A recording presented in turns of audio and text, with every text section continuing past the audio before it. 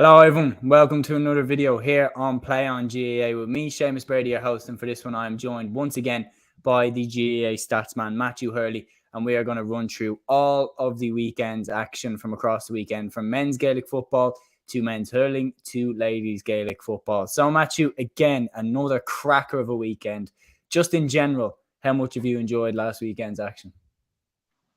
Yeah, thanks for having me on again, Seamus. Great channel here. It's a decent enough weekend when you think about it. Like I was saying to Aaron earlier on GFan TV, that who would have thought in the football anyway that we'd have more competitive games in Leinster than we did in Ulster this weekend, which is incredible in its own sense. The hurling was pretty good. Like CLARE and Limerick, obviously, what a game that was. But all the other games kind of went as expected. So it was kind of quite on that front. And the ladies football, a few interesting debates and all that, and debate about Cork Cabogie and Cork LGFA, which was a big one over the weekend. So looking forward to getting stuck into it.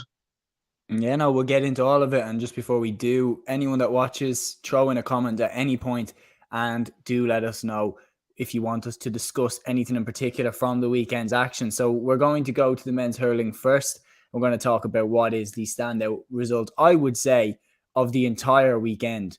Limerick losing for the first time since June 2019 in Munster when they lost against Tipperary. They have been undefeated since 2019 All-Ireland semi-final when Kilkenny beat them in the championship. And now they've just lost to CLARE, 124 to 2-20 at the Gaelic grounds. And when you consider, Matthew, that CLARE's championship journey really was on the line in this game, God, they turned up for this one. Yeah, they exactly did. And you would have thought after the Tipperary game last week that CLARE would have just laid down and Limerick would have came out fighting. Like, let's not forget, Limerick were very, very poor last week against Waterford, and they were kind of lucky to get out with a win there. But CLARE just wanted it more. They went out from the off, like John Condon epitomised that by not going to his brother's wedding and going to this game instead. And it paid off definitely for him, his sake, definitely. And who was a big difference in midfield, I thought, was David Fitzgerald. I think he scored 4 points from play. He was missing for the Tipperary game last week. He came into this CLARE team against Limerick and he did absolutely superbly. Brian Lohan also brought in Eibhear Quilligan instead of Eamon Foodie, and that definitely made a difference as well. It shored up the defence even more so. And when you look at the scores, actually, CLARE scored a lot more from play than Limerick did. I didn't do exactly stats of the game, but even look at the scores. Limerick scored, I think it was 11 points from frees. That equates from 2-9 from play. And let's be honest, like the 2 goals they got were very, very lucky from Seamus Flanagan. So CLARE absolutely deserved to win. And brilliant win for them. And they only scored, I think it was 5 points from place balls. And one of them was a sideline from Matt Rogers, who was excellent, by the way, 3 points overall. And he's a guy that's definitely taken the mantle off Tony Kelly, off Shane O'Donnell. And CLARE definitely have the players to challenge the All-Ireland crown this season, in my opinion. I completely agree. And what's a funny little statistic is, so far this season, you could say that Limerick season, up until this point, looks very similar to how Waterford season did last year. League champions, everyone's tipping them as serious All-Ireland contenders. Obviously, Limerick more All-Ireland contenders than Waterford were last year. Then they win their first game in Munster in a game where everybody was expecting them to win, but they get over the line in a non-convincing fashion, and then they get caught in the second game. So hopefully Limerick fans, I'm guessing Limerick fans will be hoping that they can avoid what was next for the Waterford hurlers last year. But I think definitely one of the key things that goes under the radar here is CLARE got off the mark quicker. They started faster. Tony Kelly on the score sheet twice in the first 5 minutes. Limerick only got their first goal in the 7th minute from Tom Morrissey. CLARE shot out of the traps quickly. And then, of course, you think about all the goal chances that they had, like Nicky Quaid, an amazing save from Tony Kelly in the first half. But just like in that initial burst, CLARE were hugely impressive, and it showed that they meant business right from the start. It did, and that save you mentioned from Tony Kelly from Nicky Quaid, world class, outstanding save. I think he made a save in the second half as well, and he was the guy that kept Limerick in the game more than ways who did one of Seamus Flanagan's goals, of course. And when you look at Limerick's goal, even when Seamus Flanagan hit the back net the first time, it was a very, very lucky goal, very fortuitous. I think it was Colin O'Neill got surrounded by Clare players, and he somehow found a way out and flicked it to Seamus Flanagan. There was an argument of a square ball in there as well, so a bit of a controversial one, but Clare kept plugging away. David Fitzgerald, I think, got a point towards the end of the half as well. It was absolutely superb. And you look at it in the second half when Peter Duggan got that goal, like, he just wanted the ball more than Will O'Donoghue that time as well. Excellent finish from him. And you could argue Nicky Quinn maybe could have done better, but the work that Peter Duggan did beforehand definitely deserved a goal out of that, and fair play to him for that. And Clare, like, Limerick still levelled it. Like, they were playing badly, but they were still doing the things that Limerick do. They were grinding out at times of the game. But then Clare found an extra gear with Shane O'Donnell scoring that point, and Clare really eased the victory in the end. Like, even with Flanagan's goal, that was what kind of made the scoreline look a bit more respectable from a Limerick point of view. And yeah, Clare utterly deserved the victory in the game, and they'll be looking at this opportunity for a Munster title now, and they'll be licking their lips. Oh, for sure. I mean, you mentioned the Peter Duggan goal, 40th minute, hits the back of the net for Clare, sends out a very, very strong signal that the game is on now. Limerick began to look rattled after that, in my opinion. They hit 15 wides over the course of the game. They looked off the pace at times. As you mentioned, when the game was there to be won, Clare pushed on and they hit the last 4 points. Aaron Gillan hit a free to level it up at 120 apiece, but then Clare hit 4 points, like, on the trot. Aaron Shanahan off the bench with 2, Shane O'Donnell, Tony Kelly, and that pushed Clare 4 ahead before Flanagan's goal brought it back to a point. But just that period there, Clare pushed on. When the game was there to be won, Clare were the ones that went and won it. And that isn't something that we've seen with this Limerick side. Like, I know that it's one defeat and everyone needs to calm down, but they weren't good against Waterford either. Like, are they in some ways tired or something? A lot of people were saying that online, that they looked a bit fatigued, they looked a bit tired. I think this 3 weeks now that they have to rest is actually perfect timing. I think they'd actually be in trouble if they had a game next week. Yeah, I definitely agree with you. And maybe there's an argument. Yes, tiredness comes into the issue, and that definitely is a factor. But Garrod Haverty missing as well on Saturday night. That was a huge loss. Like, Colin O'Neill is a good player, no doubt about that. But like, he's no Garrod Hagerty, not yet anyway. Like, Hagerty is an unbelievable player, and if he was there, maybe the result could have changed. Take nothing away from Clare, they were superb. But Limerick, I think they were just a small bit tired. They looked fatigued. Even against Waterford last week, I thought they looked well off it in that game. But yeah, fair play to Clare for pouncing on that opportunity, and that's what a good Munster team should do. And you look at Clare's last 2 games, actually, they've Waterford, a team that is literally gone. We'll talk about Waterford in a minute. And Cork, who I think Clare could beat in Ennis. So you could have a situation where Clare have 6 points on the board, and you wouldn't have thought that after the Tipperary game. So fair play to Clare for regaining confidence in their season. But Limerick, I think they're not gone yet. A lot of people are panicking on the social media and saying Limerick are gone, but let's not forget they're one of the greatest teams we've ever seen in the history of hurling. They're going to bounce back, and they're going to bounce back in a big way. And especially with this 3-week gap, it'll do them good. Yeah, no, and being completely honest, I worry for their next opponents. Like, I'm genuinely like, because whenever we've seen a big team get pushed up, often you can see a response. Often you can see a "did you forget how good we were" type of performance. And Limerick are well capable of that, I think it's fair to say. So, yeah, I'd be nervous if I was coming up against Limerick next. I think they're still going to get out of Munster. I don't think there's a doubt in my mind about that.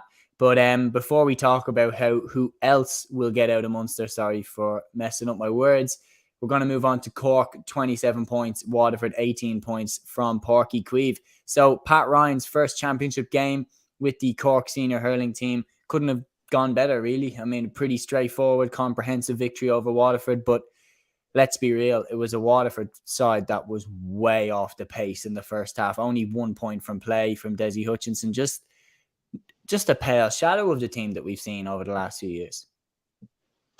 And again, we talk about tiredness with Limerick. It looked that way with Waterford. I just think they looked well gone. And 1 point from play, as you mentioned there. That's dreadful. You know, Desi Hutchinson scoring that point, Stephen Bennett scoring the rest of them. And Like, it was a situation for Cork. Like, a lot of fans from Cork are getting on the hype train already, but I'm just thinking, look, it was a bad Waterford team we were playing. It was very, very poor. But yet, like, yeah, Waterford performed very, very poorly. But take it back to Cork for a second. Waterford played poorly, but Cork still conceded 3 goal chances of them. And that'll be a worry for Pat Ryan going down the line. Like, they're playing Tip next week. That'll be a tough game. Like, Tip are on the crest of a wave. Waterford are very, very poor. It looked that way in the league, and it looks this way in the championship. And I just wonder, is Davy Fitz overworking them? Is he over-polluting them? I don't know what is going on behind the scenes. I just think it looks like the players just aren't playing from really. That's just my opinion on it. And there's another aspect as well. Tadhg de Búrca missing for this game. He was immense for the first 20 minutes against Limerick.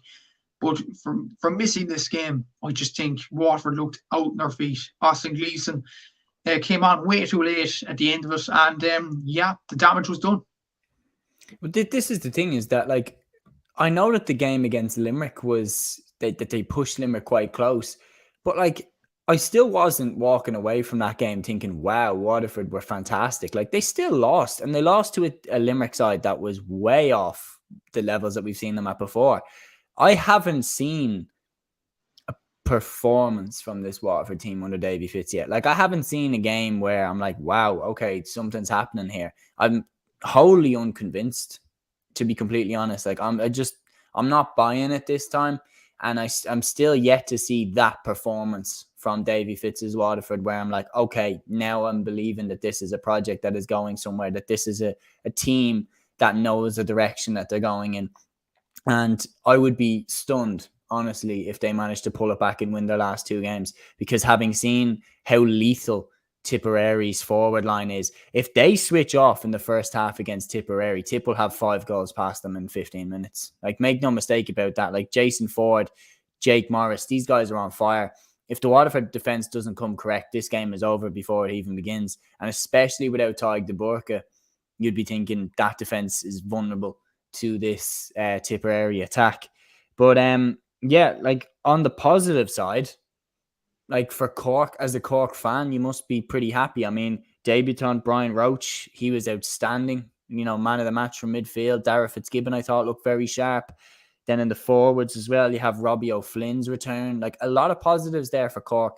And then another one that nobody will really talk about, but Kieran Joyce at centre-back just looks better and better and better. The only thing is, you are right, conceding of the goal chances. And the worst one by far to me was the one from the free, where I think it was Bennett sprayed it across to Patrick Fitzgerald. But, like, that was just pure, like, they just lost focus. They weren't switched on, and Waterford got them like that. And they cannot let other teams get their run on them like that. But apart from that, I think it was a very positive day for Cork.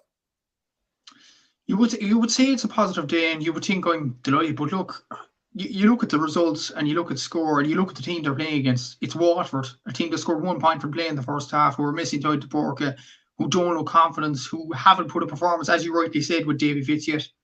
And I'm just thinking further down the line, rather than Cork fans going on the hype train straight away. You look at the next 3 games Cork have. Tip next week. That's a big game. That's the one, in my opinion. If they go and mop the floor with Tip, then I'd be back in it. Yeah. And I would too, but I just fear Cork won't. If they concede, I said this to Aaron earlier, and I stand by the point as well. If Cork were to give those goal chances, no offence to Patrick Fitzgerald or Bennett or any of those players, but if Cork were to give goal chances to Jake Morris, to Jason Ford, to Noel McGrath even, they would bury them. There's no doubt about that. And Cork need to tighten up. There's no doubt to my mind over that. Like, Rob Downey, yes, he scored 2 points yesterday, but, like, he looked a bit shaky in the full back line. To me, Damien Hallan he got a yellow card as well, a bit shaky. I just think defensively we look very, very poor. And we looked poor in the league as well. Like, we conceded 2 sloppy goals to Kilkenny as well in the league semi-finals. So I wouldn't be confident really going into the next few games. We have CLARE and Ennis, which is always a tough place to go, and Limerick at the Gaelic grounds, who will be back up to full flight by the 28th of May. So I feel Cork, they have to win this game against Tipperary. If they don't, I think we could finish 4th in the group. Unfortunately, Seamus, I think we won't make it out. I think we're in a situation we're better than Dublin and Wexford, no doubt about that. We're better than Waterford. But the 3 teams above us in Munster are just at a different level at the moment, and that's my worry with Tip, Clare, Limerick. And that's my worry as a Cork fan, really. And another thing as well, before I change it to you, a worrying thing for us is Patrick Ark. I know Patrick Ark has scored 8 points, but when you look at Clare, Tony Kelly, they're not reliant on him anymore. They have Shane O'Donnell, they have Mark Rogers, they have Aaron Shanahan coming off the bench and scoring 2 points. Tipperary, I mentioned all their players there. Limerick have a plethora. Cork keep relying on Patrick Organ. And let's not forget, okay, Patrick Organ is one of the most legendary hurlers in the last few years or so. But he's mid-30s now. He's 35, 36. You know, we can't keep relying on Patrick Organ. We need other players to step up. But Robbie O'Flynn, yeah, he's come back from injury. He scored 2 points yesterday. Yeah, that's a good start. But Cork need more players stepping up. They need Kingston. They need Dalton. They need Jack O'Connor. They need these guys stepping up to the plate. Rogers, Horgan, poking Freeze over all the time. The last point he got against Waterford from play was a superb point. But again, we can't keep relying on a mid-30-year-old, in my honest opinion. Yeah, I agree with you. I completely agree. That's why when everybody was saying, Cluxton coming back in, it's a good thing. I was saying, well, if he's coming back in to play, I don't think it is a good thing, because you're building for the future. Cluxton's 41 years of age. Like it's a similar type of thing with Horgan that I feel like, look, yes, he probably is still one of the best forwards in the country right now, but he is in his mid-30s. And you're looking at players that have come in for Cork, like a Jack O'Connor that you were talking about there, who have come in, looked really impressive, been given the run in the team, and then they're just not there, whether it be for injuries, going on holidays, whatever. But how many players? You've got Alan Connolly, Conor Lehan, Alan Cadigan, like Shane Kingston, Shane Barrett, like that keep being put in as the main man and then being swapped out. Someone else gets put in. I feel like with Pat Ryan, he needs to identify his starting 6 forwards and keep playing them, because that's one thing that Limerick have just nailed down. No matter how good Pat Ryan is, no matter how good David Reedy's been, like they know the half forward line is Hegarty, Lynch and Morrissey, and their full forward line is Gillan, Flanagan and Peter Casey or Graham Mulcahy beforehand. They know who they're going with and they know how to play with each other. Whereas Cork, take your pick of who's going to be in the starting 6 forwards every week. And then you've got other lads like Ben Cunningham pushing in. So Pat Ryan needs to pick, in my opinion, his 6 forwards and stick with them. I think you've banged the nail on the head there. Like Robbie O'Flynn, he's a definite player in there, number 10. 11, like you'd have to fancy Lehan there. But again, Lehan is another player. He's been very good in years gone by, and then he gets swapped in, swapped out, and things like that. Shane Kingston is another prime example. He scores, like, I think it was 1-7 in the semi-final, or 7 points in the semi-final against Kilkenny. And then in the All-Ireland final, there's a situation where we're like, is he going to be starting or is he going to get dropped? Mm-hmm. And Cork need to change that, in my opinion. They need to start with a few good forwards. Like Connolly, unfortunately for Connolly, I think he's injured for the whole year, so we won't be seeing him. Barrett started yesterday. That's a good start. He needs to keep starting now for the championship. You look at Seamus Hartney, has to start for a game in, game out. You have to start the likes of Padraig Power there as well, another player that's come in the league. Cormac Bosang, another player that's come in the league. But they keep getting swapped in and swapped out. Declan Dalton, another example. He scored 6 points against Galway in the league, and then where is it? That's going to be a big thing for Cork. They have to start with their 6 forwards. I think in midfield we're pretty much set with Roach and with Fitzgibbon. That's a good start. Luke Mead is another player that he's consistent enough, but is he at the level of the likes of Peter Casey, of the likes of Seamus Flanagan in that Limerick full forward line, or at least Mark Rogers for Clare? In my opinion, no. So we need to identify these players, and I think the potential for those players are probably Barrett and Padraig Power, who have excelled in under 20. We need to start those guys and, take a risk a small bit. And crucially, be Tipperary next week and be clinical. And in the back line as well, to stay compact and, tight at the back as well. Yeah, no, I completely agree with everything that you've said there. So now that we've done those 2 games and we are 2 rounds into the Munster Championship, the table is beginning to take shape. Waterford really are the only team in Munster that has yet to win a game. Like, there is a bizarre situation that could come here where if Clare beat Cork, and then there's a mad situation where Tipperary have beaten Clare. If Clare beat Cork, and if Cork beat Tipperary, and then if Limerick beat Cork or something, like, it's going to be all over the place in terms of who's beaten who. But, like, which three teams would you back to get out of the Munster Championship? You alluded there that you are nervous for Cork, especially with the fixtures of going away to Ennis. But, like, that being said, last year Cork pulled it out the bag when everybody was writing them off and still got out. Can they do it again? In my opinion, no. And then I go back to my point there. I think we're better than Dublin, Wexford, Waterford. That's fine. But I think you look at the three teams there, they're elite.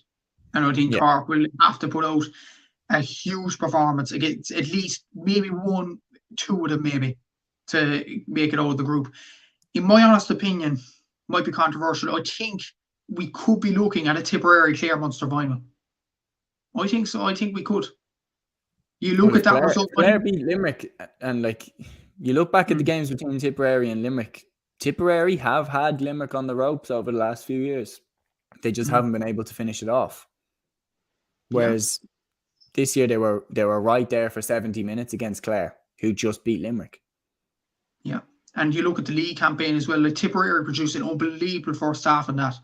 And it was kind of a Tipperary team that could go on another few years, if you know what I mean. You look at Morris, you look at Jason Ford, you look at Conor Bowe coming off the bench. You have Mark Keogh, who's been a brilliant player in Fitzgibbon Cup over the years. And Garrett O'Connor, of course, with UL. Tipperary have an outstanding group of young talent now at their disposal.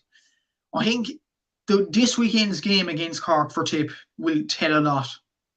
I genuinely think so. Maybe the Clare game, you look at Eamon Foodie in goal, and that error for the first goal, it was kind of and you look at what Clare did subsequently against Limerick, it was kind of the feel of kind of free game, if you know what I mean, Seamus. So if they can go out and beat Cork in Cork, that'll be a statement of intent for Tipperary. And then their next game, I think, is against Limerick in the Gaelic grounds. And this is the Limerick team off the back of a 3-week rest. So it's a big few weeks for Tipperary, huge weeks. If they manage to lose those games, though, against Cork and Limerick, suddenly it changes. And that's the Munster Championship in a nutshell. But I think right now I'd probably go Clare, Tip and Limerick to make it out of the group. Cork maybe to get a squeaky performance here or there, and Waterford, you could just forget it, they're gone. And another thing with Waterford, the next two games they have, Clare in Semple Stadium, Tip in Semple Stadium, the same ground, because Walsh Park is in renovation. They don't even have that.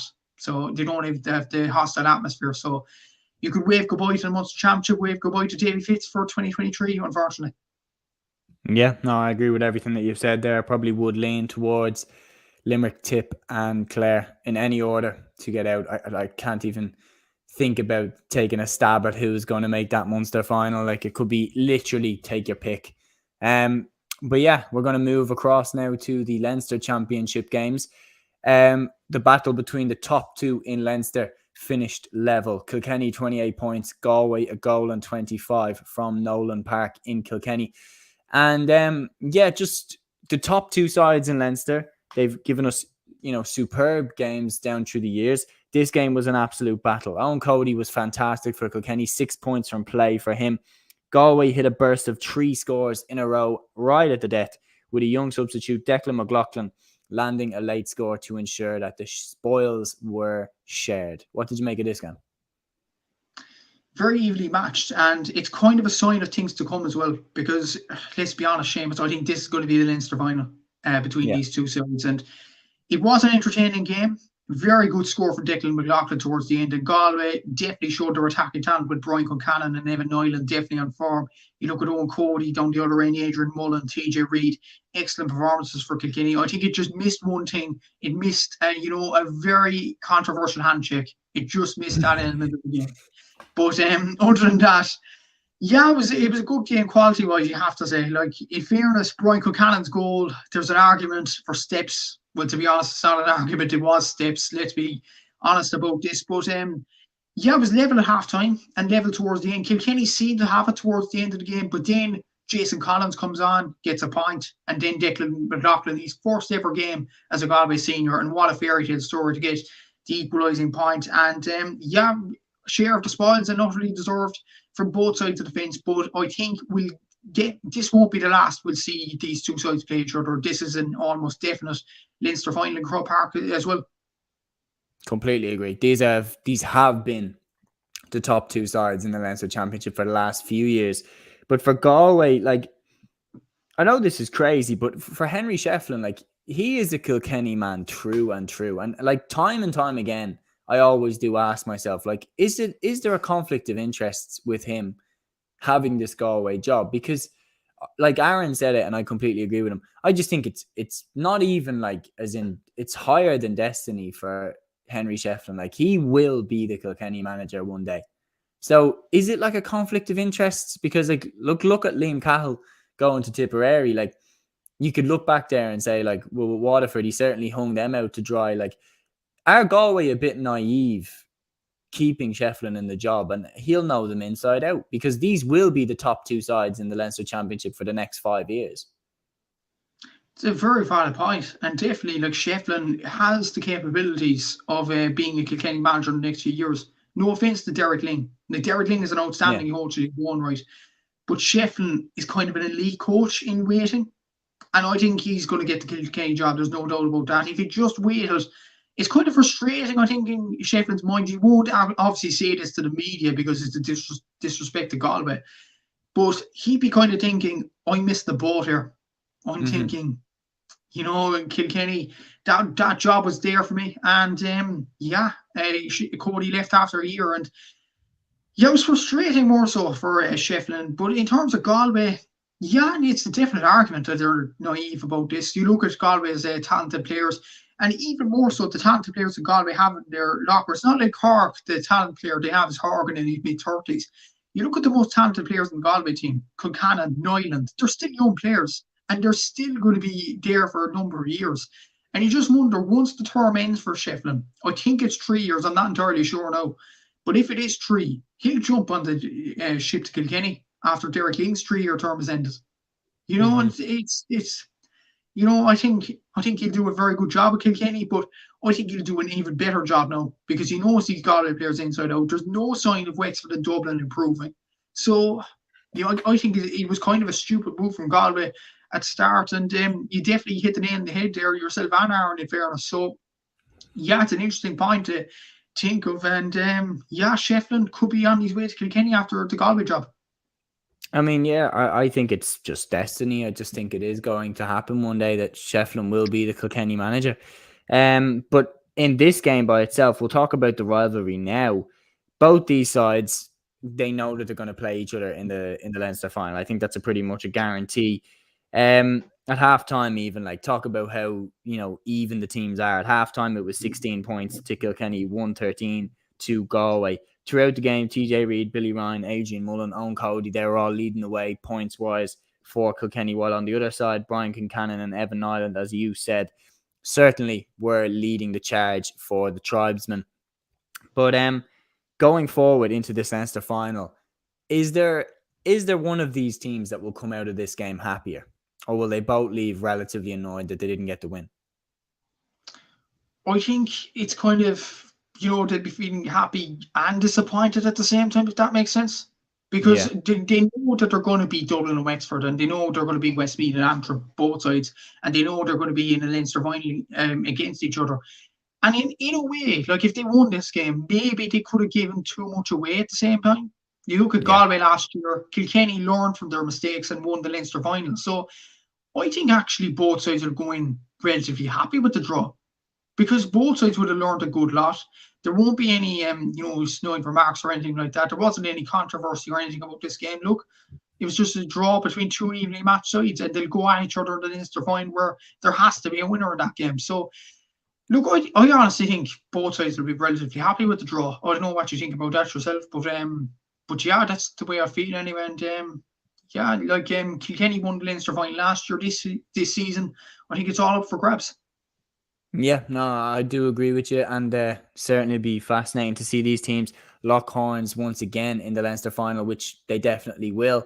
We're going to run through the other 2 games which took place in the Leinster Championship relatively quickly because we knew both these sides would win. But the game from Wexford Park between Wexford and Antrim, Wexford won 30, Antrim a goal in 26. Now, it's stated a lot of times that Antrim are a different side in Corrigan Park than they are away from home. But I honestly have to say that scoreline is a lot closer than I would have originally thought it would be. Is that down to Antrim or down to Wexford more so? Seeing as Wexford scored 130, I think it's down to Antrim. Yeah. I really think so. It was an excellent performance in fairness. Cola Culling, superb. Neil McManus, very good. James McNaughton, excellent performance from them. But Wexford, with Antrim playing well, Wexford still found a way to win and scored 130. So fair play to them. Like Rory O'Connor, I think he scored 7 points for play the other day. He scored 12 points for play, or 12 points overall, should I say, in 2 games. Like Lee Shin scored 8 points as well and did a very good job. And while I'm on Lee Shin as well, after the grief he's gone through over the last week or so, I think it was an immense performance from him in particular. Agreed. And for him to meet the fans towards the end, it was absolutely excellent as well. And another issue was the 48-week ban. We'll probably get onto that in a sec as well. But brilliant victory for Wexford indeed. And I was speaking to Wexford lads, the Wexford Hurling podcast during the week. They were quietly confident that they'd hammer Antrim in this game, but it ended up being a close game in fairness to them. So, yeah, very good performance for Wexford to drag it out of the bag. But Antrim kind of shows they belonged in Leinster, and it probably will give them more confidence. I mentioned in my podcast during the week as well that their game against Westmeath is set for Cusack Park and Mullingar. If they would have got a hammering here, I think the confidence would have gone from Antrim. But now that they know they can perform at a venue like Wexford Park against a team like that under Darragh Egan, now they can know we can do the same against Westmeath. If we produce the same amount of level of performance there, we're safe. And that will be the obvious aim for Darren Gleeson's side. Yeah, and look, I think they're going to beat Westmeath. I think they've elevated their levels hugely this year. It's gone under the radar, but I think they've gotten a lot better. And you look at the quality of the John McDonagh Cup final last year between themselves and Kerry. Like, you look at some of the score taken in that game. You look at the performances throughout the league. They were competitive in all their games. You look at, their draw against Dublin. They should have won that game. And you look at them racking up 126 against Wexford. So they're definitely getting better. And if they continue on this trajectory, there is a big, big win coming for Antrim in the championship over the next couple of years. I fully believe that. Obviously we have to just run through the game real quick, because Wexford at stages led this game comfortably. Like, they led 119 to 110 at half time. Cathal Dunbar got the goal in the 14th minute. They were 112 to 1-4 ahead. And just Antrim kept pulling them back. In the 51st minute, it was 125 to 116. Like Wexford were comfortable. And then Antrim just absolutely roared back into the game. Neil McManus, Paul Boyle, Conal Cunning. Like, they just kept bringing Antrim back into the game. But Wexford got the crucial scores. Rory O'Connor and substitute Richie Lawler kept Wexford just out of reach. James Lawler, the Wexford keeper, making an amazing save from Keelan Malloy to keep Wexford just in the clear. And yeah, big credit to Wexford, big credit to Antrim for the performance. But yeah, we are going to touch on the nasty stuff that you mentioned there. The disgraceful abuse directed at Lee Chin. Like, just horrible to see that. And a 48-week ban, I'm sure you agree. For me, not enough. We don't want these people at our games. We don't want people who say racist things at our games. Yeah, exactly. So, and I think it's utter disgrace that he didn't get banned. And what's that going to say to any person coming over to Ireland from a different country that wants to play GAA? What does that message convey? That you're just going to give a 40-week ban, basically a slap on the wrist. And Aaron actually, I initially said ban for life, simple as, no doubts about it. But Aaron from GAA Fan TV made a very good point earlier on today. Maybe there could be an argument that this racist person has to do a five-year course on what to say and what not to say at games like this. Could be. Yeah, could be a choice as well. And look, I think the way the GAA's run over the last few weeks as well, and the interviews given after that has been admirable by some people. I'm sure you've seen Ikim Ogawaru from Clare, his interview with RT, with Claire Byrne. That was inspiring stuff. He was saying the game is for everyone. And I would definitely echo that. You know, you look at what Boyd O'Shea has done with Westmeath. He's been an immense player fullback for them. And he's, come to play GAA as well. You look at Zach Maradi, the story he went through, and then to score a point in Croke Park for Leitrim. And I would definitely echo Ekim's, comment. The game is for everyone. And Ekim himself was excellent for Clare against Limerick a few weeks ago in the Munster Football Championship, getting to the Munster final against Kerry. So these players, it's a changing Ireland. And these players are here to stay. And the sooner we wipe out racism in our games, the better. And I don't think the 48-week ban is definitely not the right way to go about it. The guy should either be banned for life or get educated on what to say and what to say at GAA games. Anything else is an utter disgrace. Yeah, no, I agree with you. I think if we're looking at this from a point of view of what can realistically be done, banning someone from a game, and we had this discussion before when we talked about the potential things that you can do to stop violence at the games. Like, for example, the person that went up and hit the referee, that was right up there with the most disgraceful things I've ever seen the GAA go through, that a referee gets knocked unconscious. But we were talking about this and we were saying to just go and say, well, he's banned from the pitches. It's like, if you've ever gone to a GAA match in your life, you know it's not exactly like you're trying to get past MI6. Like, you literally turn up to a park where there's a game on. There's nobody there checking who this person is. And exactly. So to say, well, we're just going to ban them from games, they can still turn up. And especially if it's from the sideline, you can't really stop people going to a GAA match. Like, it's one of those things that the GAA's greatest strength can also be a weakness at times. Anybody can get involved. Anybody can get involved. And people that say these nasty things can still turn up at a GAA match. Even when they are technically banned, they can still say stuff. So yeah, I would be definitely leaning towards the side of, we have to just make sure that, in the same way that when people commit crimes, they get community service.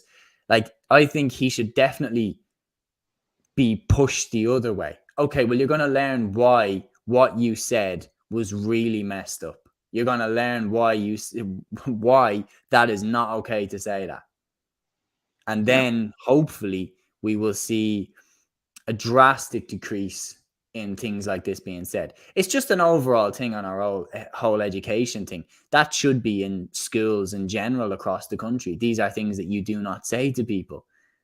That's a massively bigger topic than just a recap show here on Play on GAA. But in general, I would be leaning definitely towards that, similarly to how Aaron did and similarly to what you yourself think.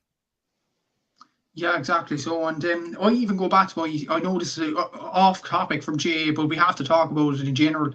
But I remember courses in secondary school that I did. We were talking about how to start a business, how to do these sorts of things, and how to do mini company and things like that in fourth year. Fourth year is the obvious year for this transition year. I think that's the obvious year group that should be taught about this. Someone should come into the schools and just say, you shouldn't say this in a public place. You shouldn't say that. You should not say that. That's disgraceful. You shouldn't say that. There should be classes on that. As I said, it's a changing Ireland. It's evolving every day. You look at the Irish soccer team at the moment.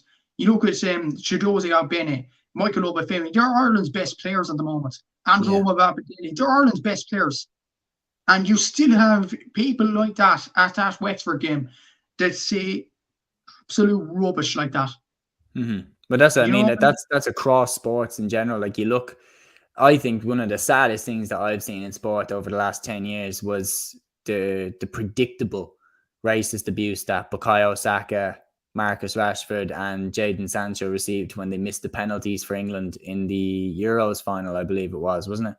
So and predictable, sadly predictable idiots just giving them that disgusting abuse. Like, that's something that just needs to be wiped out just across the world, unfortunately. But yeah, a step I think in the right direction would be just to make sure that people that go to our games are as educated as we can possibly make them. But yeah, we're going to move on then to our last game in the Leinster Championship here, which of course was Dublin 223, Westmeath a goal and 14 from Parnell Park in Dublin. So Dublin picking up the win, definitely, started off a bit dodgy. Like Westmeath got the early goal from Niall Mitchell, looked like it could potentially be a bit tricky, but then Dublin took the lead just before half time, and from here Dublin pushed on. Donald Burke again, outstanding, a goal and 9 from him. Keane Boland got Dublin's goal in the 52nd minute. We got the job done. There's not really much to say about this. Dublin were expected to win comfortably. They did win comfortably. For me, it's all eyes on Croke Park for next weekend for the game between Dublin and Wexford, because I think whoever wins that game will finish third in the Leinster Championship. I don't see Dublin or Wexford beating either of Galway or Kilkenny this year.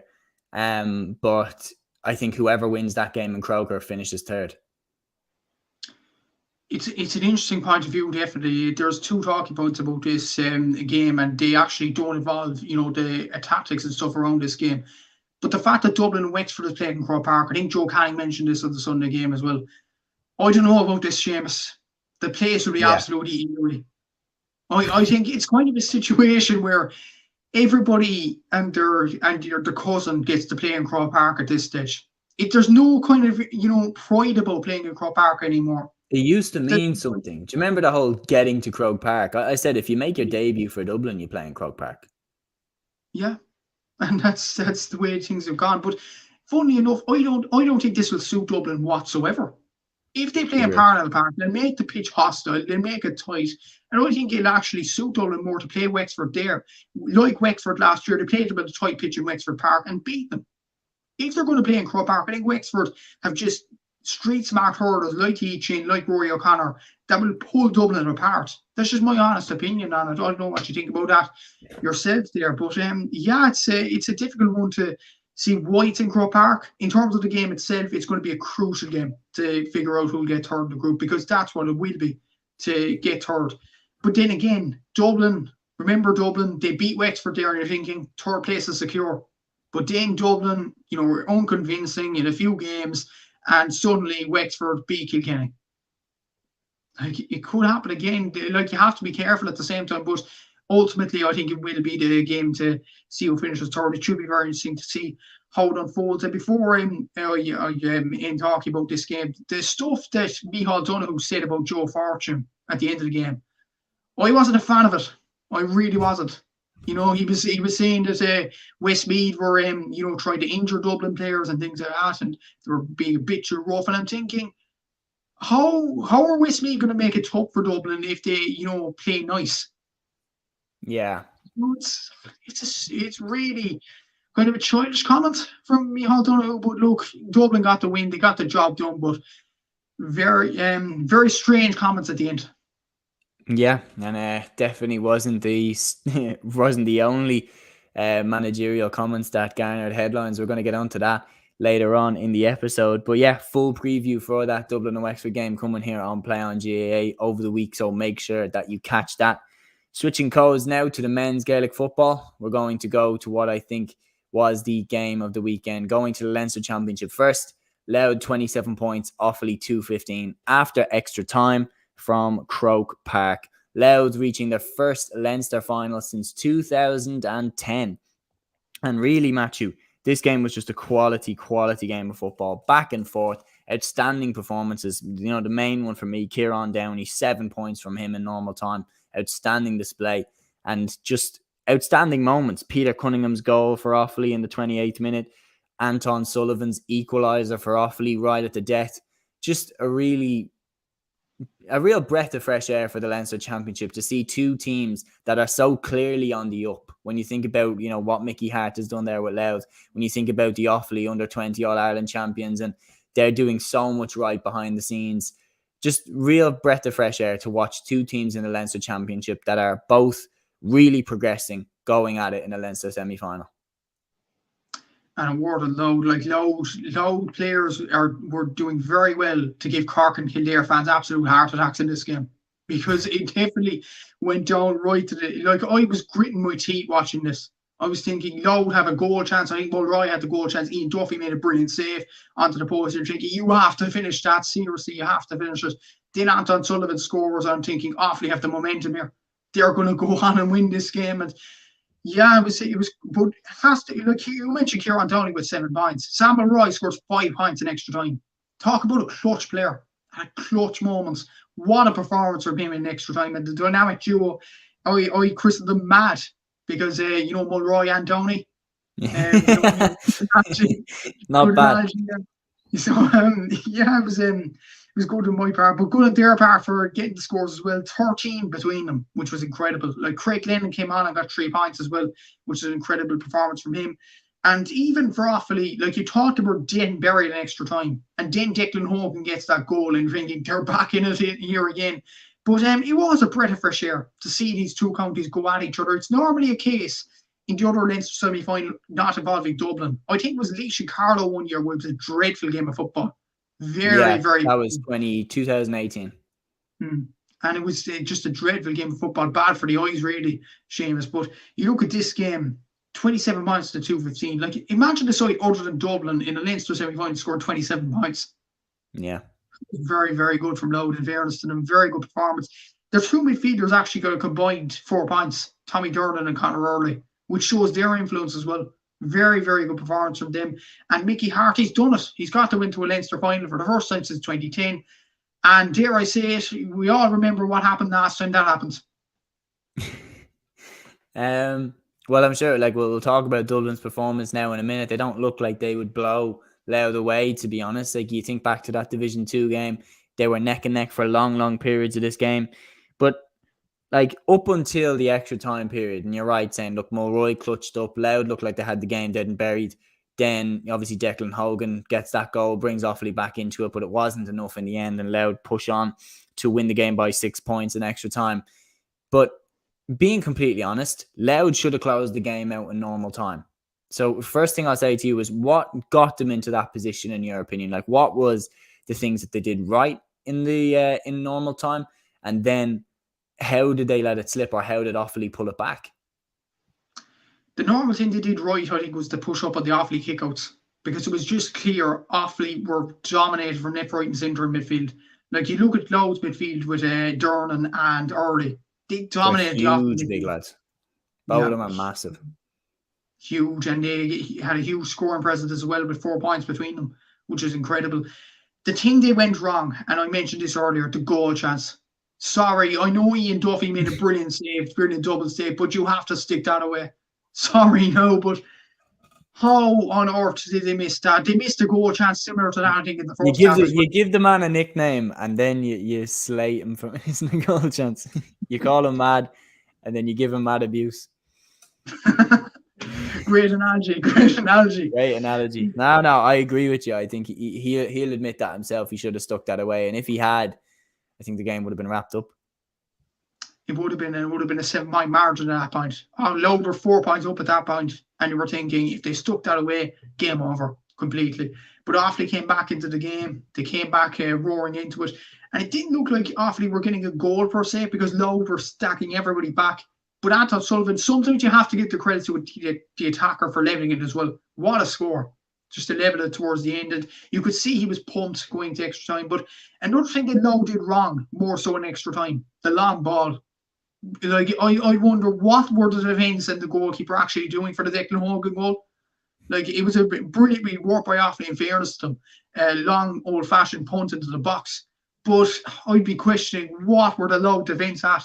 You know, to close out a game, you have to be tight at the back. And they just weren't at that point. But ultimately, Loud did get over the line. And word on Offaly as well. Like, they had tragic circumstances towards the end of the league with the passing of Liam Kearns. And they got together as a team to get to the Leinster semi-final. Get this Loud team that were 11th in the Alliance League rankings, ahead of the likes of Cork, Kildare and Meath, to get that team to extra time. Incredible. And I will say, Offaly, Martin Murphy, he did good work with Port Arlington. You could definitely say, no, he's the right man for the job to take them forward, that extra step. And I think Offaly football is on the right trajectory. Offaly G in general, because I think their under-20s beat Galway as well, with Cormac Egan scoring a goal. So I think Offaly GAA, with Michael Doynan at the helm, they're definitely on the right direction to, doing bigger and better things. But on to the Leinster final now for Louth. Yeah, completely agree with everything that you've said there. And Louth indeed are into that Leinster final where they will face Dublin, but just about. And it was quite a mediocre performance from the Dubs, to be honest, in this game. 14 points to Dublin, 12 points to Kildare. And I'm just going to go out on a whim and say this. Kildare should have won this game. It was there for them. And it was there for the second time in a row in Croke Park against Dublin for them. Member of the league. Yeah. They should have won that too. What is it with Kildare performance? You have to, I know you'd be ranting about Dublin. Aaron was ranting earlier today and stuff like that, but you have to give credit to Kildare. The way they set up in the first half, particularly, I thought it was admirable. Given what they did last year, I think you mentioned it on my podcast during the week. If Kildare would have set up the same way as they did last year, they would get annihilated. Yeah. And I think Glenn Ryan and his team learned their mistakes from last year. They listened. What can I say? You're welcome. You can send the invoice over. I don't think he'd be sending anything. He doesn't seem to like Dublin people right now, Glenn Ryan. We'll get onto the comments in a bit. But you were saying there, just their setup. Wow. But the other thing that struck me was their intensity, the level. Like they wanted that game right from the start. They were throwing themselves on the line. They were not letting Dublin get a sniff of the goal. Like, it was very impressive from the word go. And it was almost like they wanted Sam Maguire so badly to go on and win this game. They were kind of thinking at the back of their minds, what if Down beat Armagh? We'll get on to Down Armagh in a minute now, but what if that happens? And we better put in a performance here. Ultimately, it turned out, like, as the time went on, Armagh were actually hammering down, and Kildare didn't need to win. But you were thinking as well at the same time, this is a huge opportunity to beat Dublin. It's more than a Sam Maguire place here, and Kildare definitely showed that. But I'm not exactly sure the statistics on this game. I didn't do stats on it, unfortunately. But Kildare's shot accuracy, I was hearing, was absolutely dreadful, and they would have ruled so many chances in this game. And as well as that with Kildare, what worries me going forward about them? I know the energy was there, the commitment was there, but what worries me about them is their spread of scores. They had only 5 different scores in the game, and that would worry me as a Kildare fan. They had the same amount, I think, in the league for some time. Like, only Woodgate, Robinson, Kerman, McCormick. That's literally their whole full forward line, their centre forward, and a guy that came on. Like, where's their scores from the midfield? Where's their scores from the half-forward line? Where's their scores from the half-back line, which is needed in the modern game? That's what I'll be questioning about Kildare in the next few weeks, if they're going to progress even further in the Sam Maguire Cup. And as for Dublin, the ranting, I'll leave it to you, Seamus, because I think you'll have a lot of words to get off your chest about that performance. I don't have, I'm not raging. I think everybody kind of is getting into analysis about Dublin and this and that, and we're not doing this anymore, we're not doing this right anymore. I just don't think our players are as good as they were a few years ago. I'll take away the players that are still playing for Dublin that were, I think the best Dublin team that I've seen was the 2017 Dublin team. I think that was the best Dublin team I've ever seen. Or the 2016 team. But the 2017 team had both Conor O'Callaghan and Jim Connolly both played in that All-Ireland final against Mayo. If you take away the players that were playing then that are playing now, and you say, would you rather have Keane O'Sullivan or... And I am not disrespecting the Dublin team that is there now. But I'm saying, would you rather have the 6 defenders that Dublin had in 2017, or would you rather have the 6 defenders that Dublin have now? You'd go 2017. Would you rather have the midfield pairing that Dublin had in 2017 or the midfield pairing we have now? You'd go 2017. Would you rather have the attack?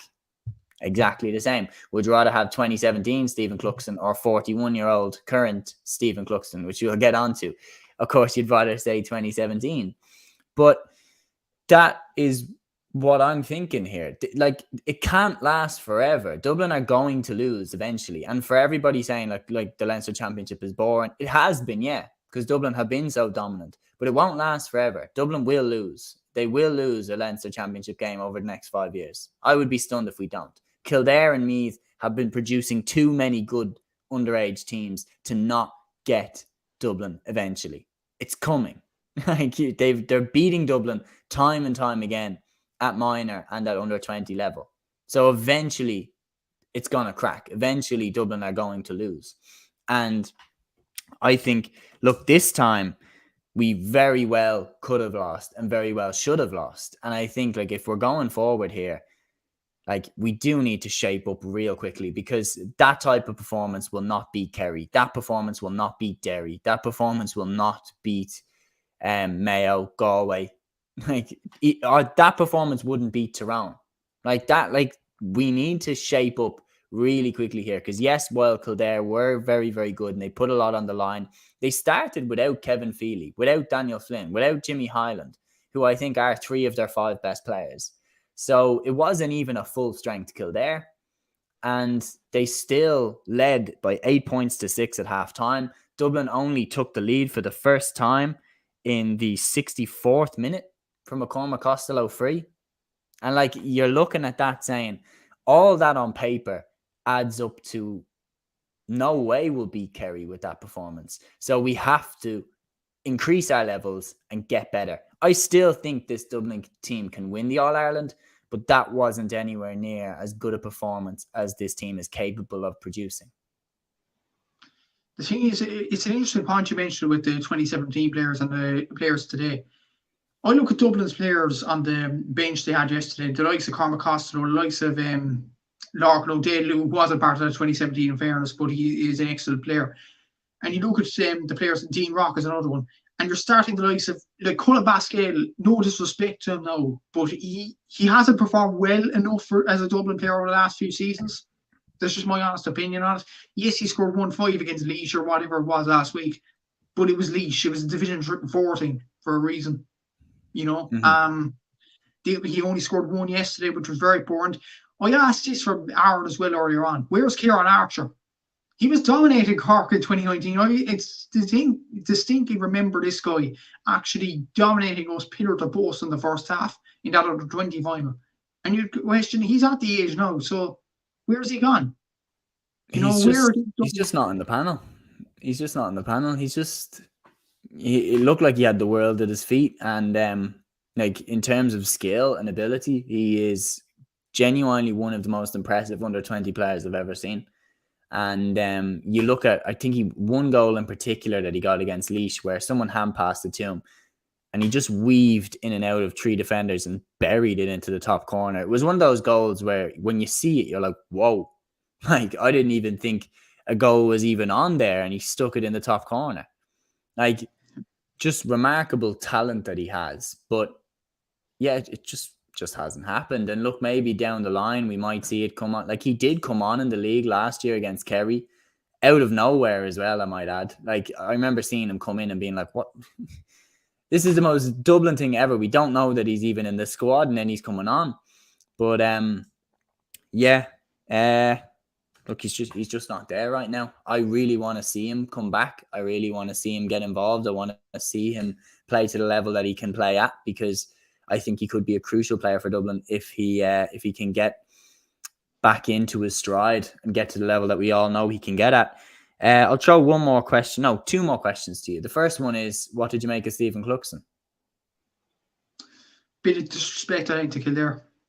I just think so. Anyone, just for the record, sorry, I phrased that wrong. He started his first game for Dublin since 2020 in the All-Ireland final against Mayo. David O'Hanlon has been outstanding in goal throughout the league.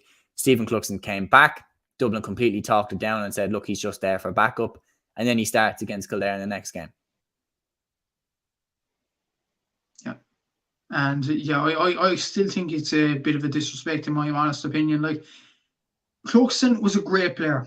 Unbelievable. One of the best goalkeeper I've ever seen. Probably the best in Gaelic football history. There's no arguments about that. Yeah, I agree. But O'Hanlon didn't put a foot wrong.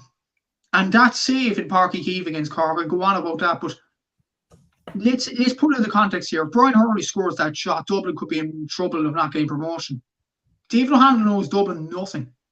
And just the problem like that. And someone mentioned actually on Aaron's GAA Fan TV live stream earlier that bringing the players like Cluxton and a few other players, I think Mick Fitzsimons over the last few weeks as well, and dropping the younger players. What's that message going to send to the younger players? They're not good enough. And ultimately, I think O'Hanlon could think, if Cluxton's going to get my place for the next few games or so, despite me playing out my skin over the last few weeks, I'm off to Australia. I'm off to the USA. And that's the honest truth of it. I'm off to playing another sport or something like that. I couldn't be bothered. And that's what it would drive players to do. And I think it was honestly, I think Seamus, honestly, Dublin, Jesse Farrell expected to beat Kildare.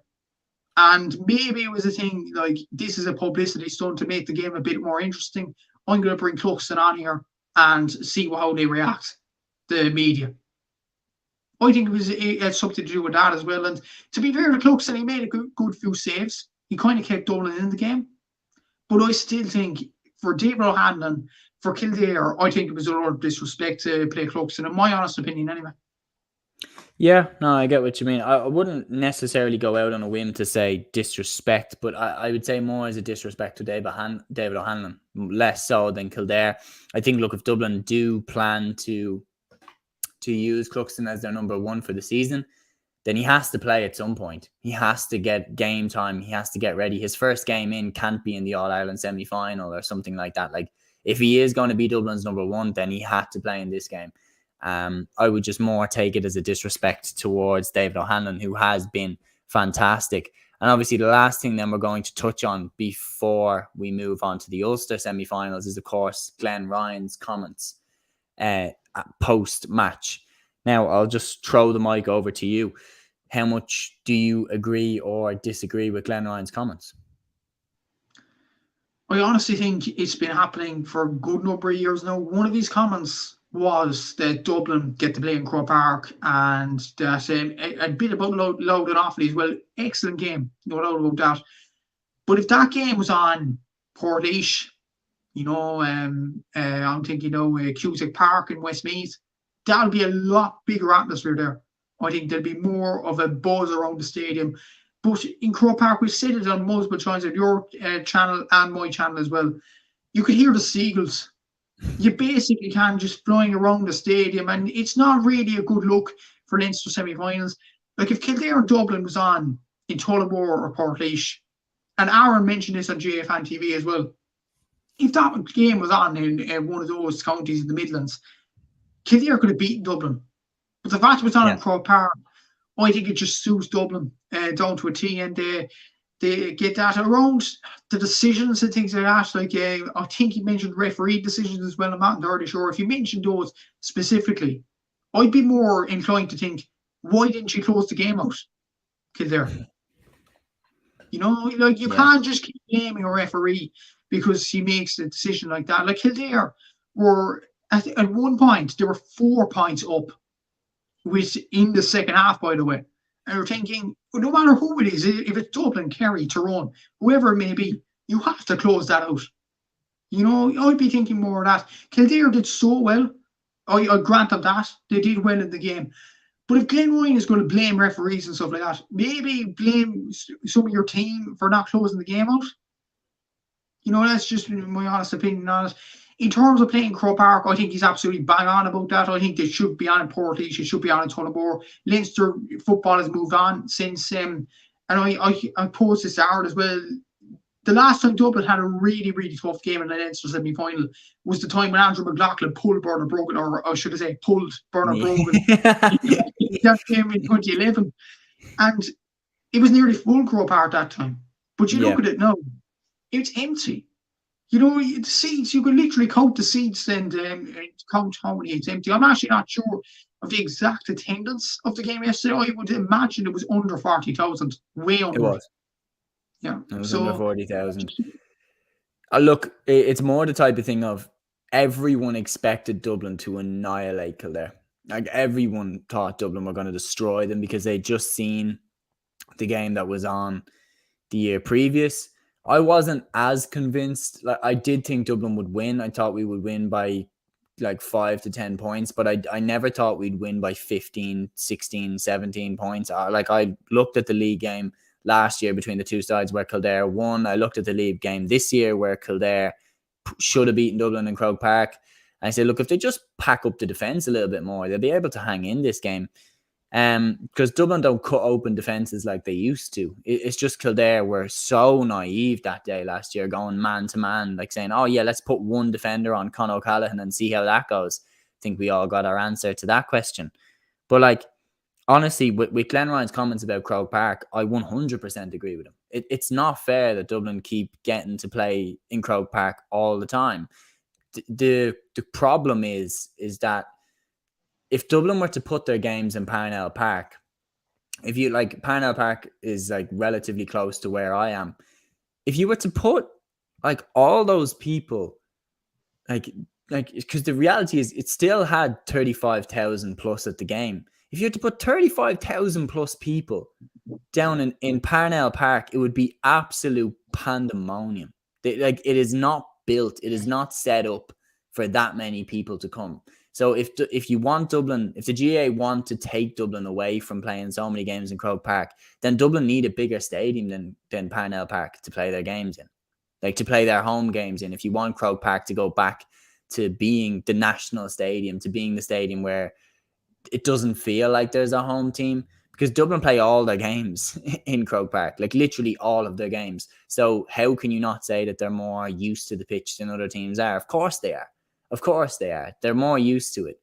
Whereas, like, but speaking at it from a logistical point, like, Dublin need a bigger stadium so that they can play their home games in a different one. Parnell Park either needs to be made bigger or there needs to be a new development if you want Dublin to stop playing games in Croke. Because I'm telling you firsthand, if Dublin tried to play their home football games in Parnell Park, it would be mental. Having 30, 35,000 people around where the car park can probably fit about 20 cars at best. You know what's the mental thing about this, Seamus? Like, I'll go back to the Super 8s. The rule was you had one home game, one away game, one neutral venue. Dublin had the game at home and neutral venue in Croke Park. Yeah, there you go. I'm sorry, how does that make sense? You know, it really doesn't. And that's why I entirely agree with Glenn Ryan. I agree that the whole thing with the stadium thing, it's not fair. But if you're talking from right now, what can be done? Not really a lot. Like, for the time being, not really a lot. Like, not for this year. Look, going forward in the future, either develop Parnell Park a bit more so more people can fit in the stadium and that it's more capable of withstanding 35,000, 40,000 people attending. Like, genuinely, if Dublin are to have their home games somewhere in Dublin away from Parnell Park, it needs to be, I'd say, at least a 40,000, 45,000 capacity stadium. But I'd ask you a question now, Seamus. I know that is definitely a relevant point, and you should redevelop Parnell Park like Cork have done with Park Heave and what Antrim are doing with Casement Park at the moment. But would the Leinster semi-finals be better having it in Tullamore or Portlaoise? Yes. Because they're capable stadiums. Yeah, I agree. I think they'd be better in provincial grounds. I wish they were being played there, but not to be. Yeah, not to be exactly. And they deem it too small, but I've been to Tullamore and Portlaoise. They're not small stadiums at all. Yeah.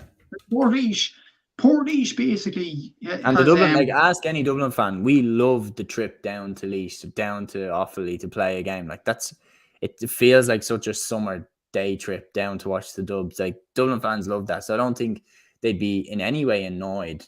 And then it would give getting to Croke Park a sense of occasion again. Mm-hmm. Yeah, it definitely would. And even the time when I wasn't at the game now, but Dublin coming down to Cork, I was here. The Dublin fans absolutely loved it. You know, coming down to Park Eve and having a crack and all that. I think they went up to Tyrone a few times as well. Loved it for the Super 8s. And I think I'd be definitely up for that. Like Leinster G have to try something to make the games a bit more interesting.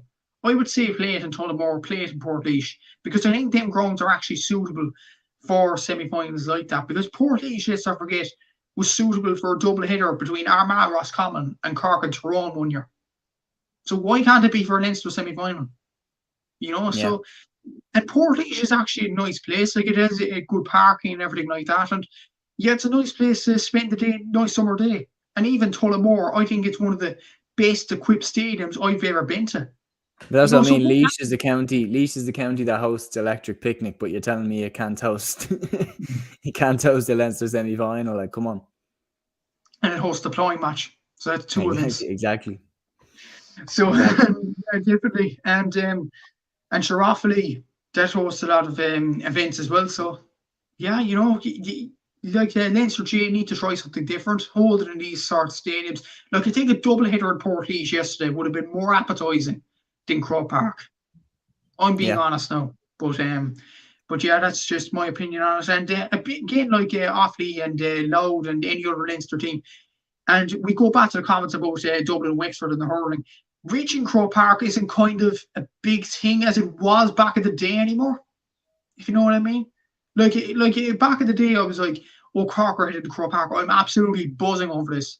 But it's like everybody goes to Croke Park now, even club teams. Like, the club semi-finals were on in Croke Park. It's gone beyond a joke now. Like, everybody, if you're a GAA team, yeah, go ahead and play at Croke Park. If you're a junior team, yeah, play at Croke Park away. You're a master's Gaelic football team, right? Oh yeah, you can play in Croke Park away as well, because quality for everybody. But it's like Croke Park should be a stadium that hosts games that are relevant to partners, and you deserve to get there. You genuinely deserve to get there. Yeah, that's just I agree. Okay, well, we've gone way over time with the Leinster Championship there, but so obviously a Dublin Louth Leinster final preview coming here on Play On GAA. Do keep an eye out for that. We're going up to the Ulster semi-finals. Then the first one was one that we tipped to be one of the tightest games of the weekend, and turned out to be one of the most impressive performances of the weekend. Derry 121, Monaghan 210 from Healy Park in Omagh. And this is one of those where this is trouble for the rest of the country. This is, how could I put this best? This is like when Happy Gilmore learned how to putt. This is like Derry had their defence nailed, but their attack was always way too reliant on Shane McGuigan. Now, even though McGuigan had an outstanding performance, Derry's attack looked awesome. 121 to 210, as I said. Like, they look like the full finished article there in that game, in my opinion. And when you look at the stats of the game, 81% shot accuracy. That's scary. Like, it's absolutely incredible. And even the spread of scores around the team, I count 10 different scores, including the goalkeeper, Lynch, who's now scored two games in a row from play. Not from a free, from play. Yeah. And that thing, when you look at the analysis on Derry, it's almost like the whole team is attacking. Nobody is back defending, and it's just relentless. And what that does is bring the likes of Conor McManus, Jack McCarron back, which is not natural for them either. So this is incredibly scary for the rest of the country. And you mentioned McGuigan, they're too reliant on him. They are now, but still 9 points, 4 from play, 90% shot accuracy. I mean, they have an incredible amount of talent. They have a forward there who I think is one of the best in the country. They have a goalkeeper that's attacking relentlessly. They have Conor McCluskey with a goal. And while I'm on McCluskey, McGuigan still hits a 90% shot accuracy, and he still doesn't get man of the match, which is mad. Like, there you go. Like, same old. Yeah, it's really incredible. Like, Conor McCluskey had a brilliant game, no doubt about that, but don't tell me Shane McGuigan to deserve man of the match after that performance, really, But McCluskey. McKay definitely a shout for that as well. Yeah. Like, the job he did on Conor McManus. When you look at McManus and McKay, the battle they had, even when McManus was trying to get free of him, McKay was just on him. I wouldn't be surprised if McKay followed him back to the dressing room afterwards. It was incredible. Chrissy McKay is in Conor McManus' sitting room now. He's waiting for him to get up. Yeah, I genuinely. You know, in those scenes in a movie where a helicopter goes up and then your man's hanging from the bars underneath the helicopter. That's definitely McManus definitely got a helicopter out of the game, and McKay was hanging from the bars underneath the helicopter. You're not getting away from me that easy, pal. Like, he was all over him. And McManus didn't get a point from play, I think. He didn't know. And There that you just go. epitomised McKay's performance. And you're talking about points from play. Monaghan's only scorer for play in the first half was Carl O'Connell with 1-1. The goal was brilliant, by the way. He was, yeah, in fairness to him, but it just shows you Derry are just relentless. I don't want to burst Derry fans' bubbles now, but the one problem, I think, is the long ball. They suffer from that from the Ian Maguire goal against Cork. They suffer from it multiple times against Dublin. And they also suffered from the Fermanagh game as well, and the game for Carl Gallagher's goal as well against Monaghan. So I'd be worried about the high ball if I was a Derry fan going down further into the championship. But other than that, I'd be delighted about the Derry performance, and Rory Gallagher should be as well. Oh yeah, absolutely thrilled with it. Like, they've scored 4 goals and 38 points in 2 games. Like, that, don't tell me that is a team that can't attack. And you're absolutely right. They are going all out attack. And it was very well pointed out on the Sunday game in the analysis, was that, like, they are blocking off the potential for other teams to have sweepers. They're pushing everybody up because they know that they're probably fitter than every team in the country right now. You could literally say the conditioning is probably the best in Ireland because they all defend and they all attack. Like, they are an absolute team. Make no mistake about that. Just outstanding performances all over and a real statement of intent to the rest of the country. And their next opponents are Armagh, who they will play in the Ulster final of 2023. Armagh 4-10, down 12 points from Clonus. Armagh reaching their first Ulster final since 2008. They did this one by scoring goals, 4 of them. First goal, I think it's safe to say that 2 of these goals, like particularly down, will be very disappointed to have conceded. Andrew Murnan punching in from a Shane McPartland shot that dropped short. A very similar goal was scored for Armagh's third from Kieran Mackin punching in another short shot. Shane McPartland scored the second goal. That was an outstanding finish. And then Rian O'Neill, I think it's fair to say, an iconic goal and celebration in the 47th minute. And when that went in, it really was done. Armagh were into the Ulster final. And the stat is gone now. And that will definitely please Armagh fans. Like, that was kind of an embarrassing stat for years that they hadn't reached an Ulster final as recently as Fermanagh and Antrim. But now the stat's gone. The monkey's off the back. And fair play to Armagh for getting the win. And the amount of scores they had in this game, I think they had 10 different scores as well. And their scoring sensations this year are absolutely incredible. And the Rian O'Neill goal not only was an iconic goal, iconic celebration, that will give him confidence now going to the Ulster final. He didn't have the best year. Eamon Fitzmaurice mentioned that on the Sunday game as well, and shout out to him. He didn't have his best year this season in the league or the championship. And add in the dispute, or the quotation marks dispute with Kieran McGeeney, we don't know if it's true or not.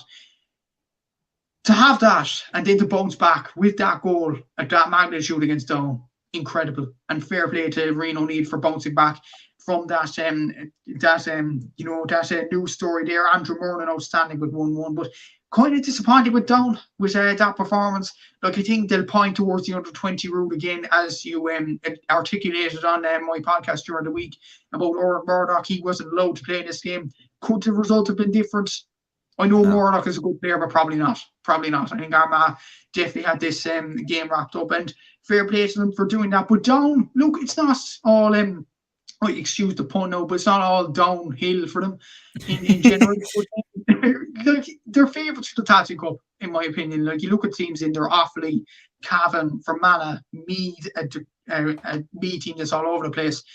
I think Down will fancy their chances going into the Tattoo Cup this year, and they definitely take it more seriously than they did last year. So I think also the up for Down, but very good victory for Armagh.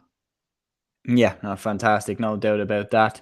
On top of that though, I agree with you. I think that Down are in the bracket of 3, and I'm going to be controversial. I'm going to say I think it's going to be Cavan or Down that will win it, but I think Meath could turn it around. I think Meath have the players that they could, if they just get their act together. I think that they could be a problem in the Tailteann Cup. They could be like, right, might as well go win it. But I also wouldn't be surprised if it keeps unraveling the way that it has been. So yeah, that wrapped up. So the Ulster final for 2023 will be Armagh against Derry. As always, a full preview will be here on Play on GA, so make sure you stay tuned for that. I'm going to switch over to the LGFA fixtures, which took place over the weekend, starting with the Leinster Championship fixture, which caught all the headlines. The defending Leinster champions took on the defending All-Ireland champions, and it was a victory for Dublin by a goal and 6 to 7 points. Hannah Tyrrell with the crucial lobbed goal as Dublin led 1-3 to 2 points at the break. And even though Meath fought back into it, Carla Rowe continued to lead the way for Dublin, and they got the victory by 1-6 to 7 points. Yeah, very good victory for Dublin indeed. Tyrrell and Rowe, definitely a run song for Dublin in this game. And you look at Meath, there's an argument they could be kind of gone this year with Eamon Murray gone, but at the same time, like a lot of people thought that Meath wouldn't put up a fight in this game, but in fairness they did. Like only losing to Dublin, a decent enough Dublin team with some good young players coming through, by 2 points. That was a pretty good showing from Meath as far as I'm concerned. Vicky Wall with a point there, Niamh O'Sullivan scored a point as well. They had 6 different scores in that Meath team as well, so that would be a positive for them to take forward. And they'd most likely be, runners up in Leinster for this season. Like that would put them into a group, I think, with the Ulster champions. I have to double check this on my PDF that I have on my phone later on.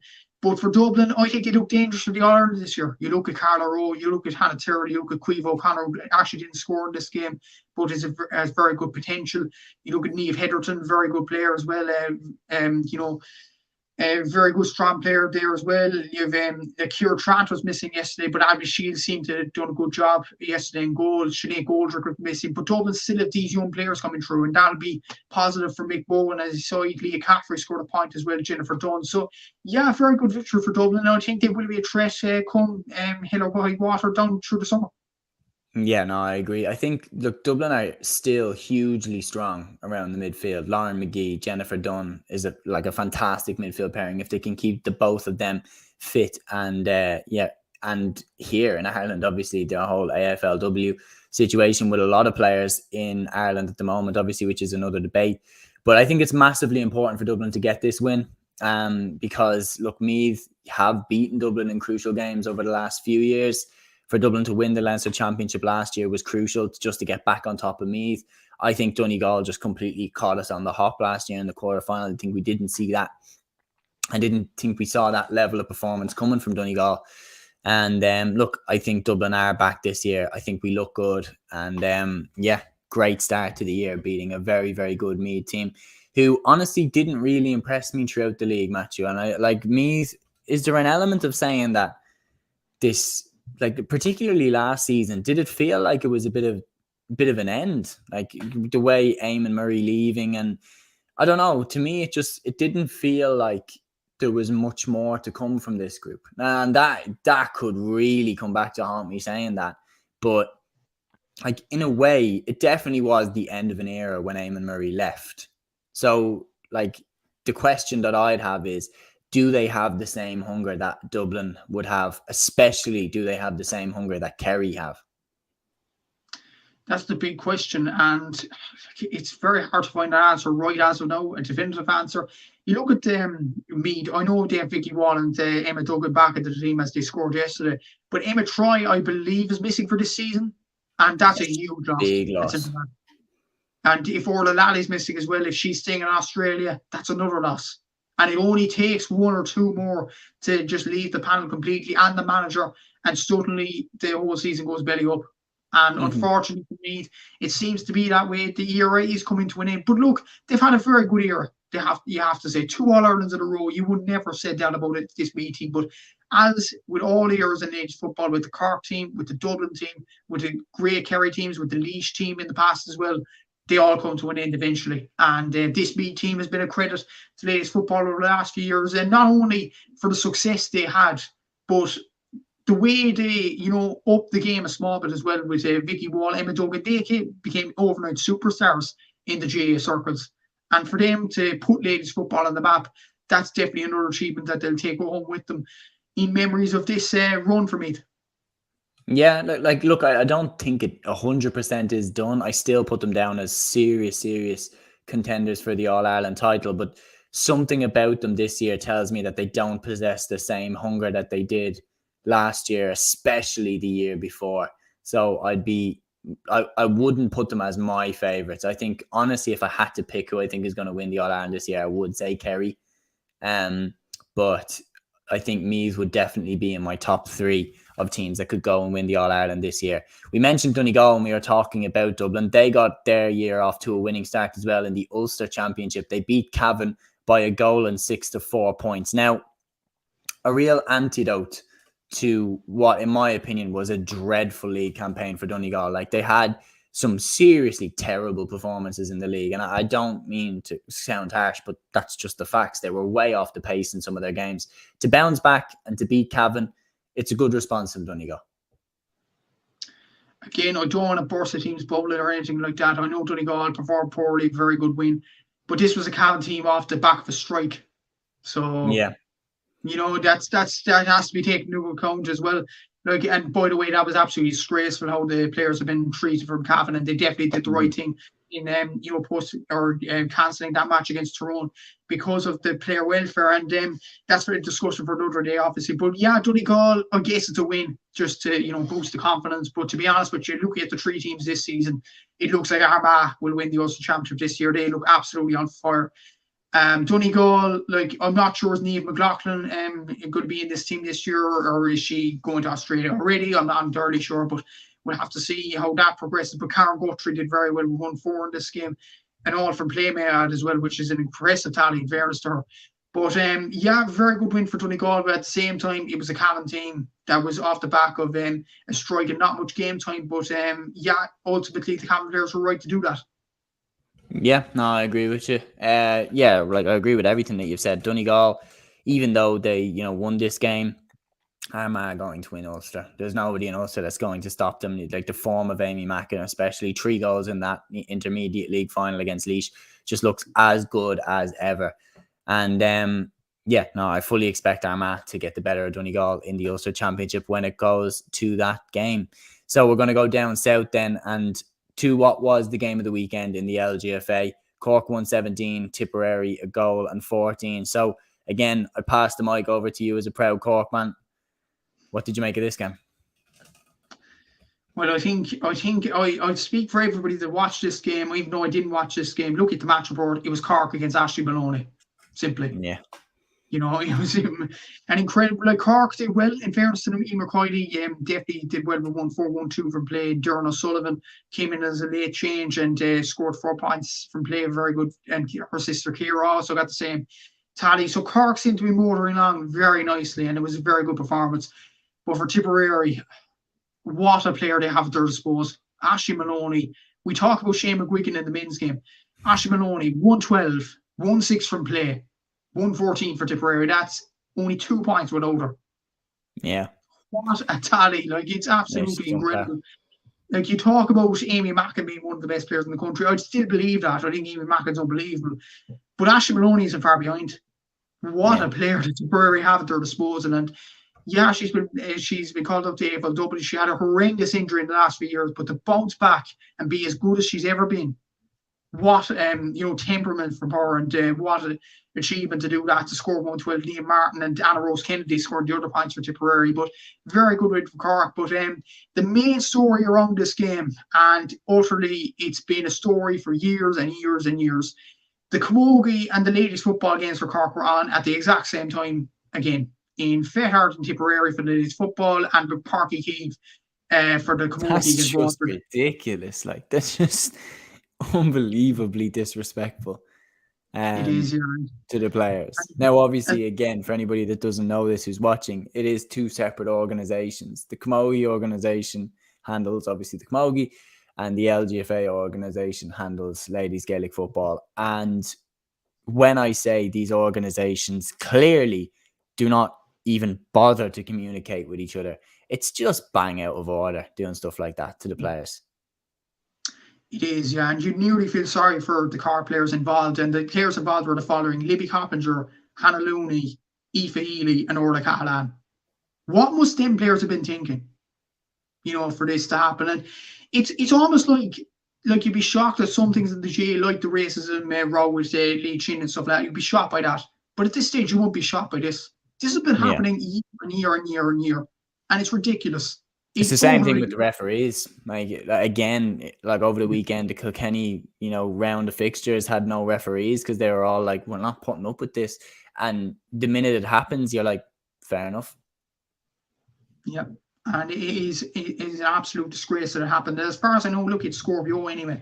Or like Hannah and Aoife Healy chose the ladies' football, and Hannah Looney also chose the ladies' football. Libby Coppinger chose the camogie, and.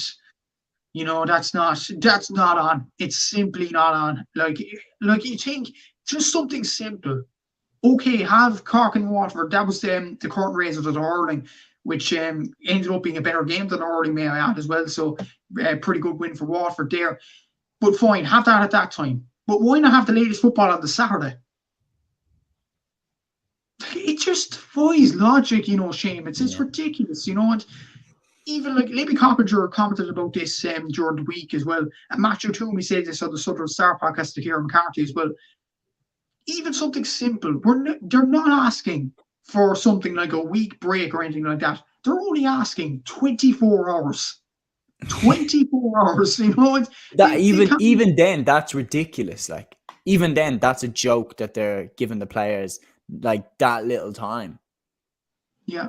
And Matthew Toomey described it on the Southern Star podcast as disgusting. And I echo that. Shane Renan was probably saying the same thing with the ladies footballers. It's ridiculous and it has to stop completely. It's one of the controversies of the weekend, but at this stage, Seamus, it's not shocking. Yeah. And you think even down through the years, like Cork have had so many amazing dual stars. Like Breach Corkery is the first one that springs to my mind as someone that just was outstanding for both the camogie team and the Gaelic football team. But yeah, hopefully they, just start communicating with each other because everybody is sick of things like this happening between the two organizations, just clearly trying to win against each other. Well, we're going to put our games on at the same time and let's see who's more popular. Like, it's just ridiculous. Like, we just work with each other, for God's sake. Stop disrespecting the players' time, stop disrespecting the players' efforts, start working together and treat the players with the respect that they deserve. But anyway, rant over. Good victory for Cork. The other game that was on in the Munster Championship saw that my favourites for the All-Ireland, Kerry, get a 6-point win against Waterford, 2-8 to 8 points. What did you make of Kerry going into this game? Once again, the Kerry attack equals goals. And when you look at the tally from some of the scorers, particularly one, Louise Niver-Hurtig, 1-7, 1-4 from play. Yeah, again.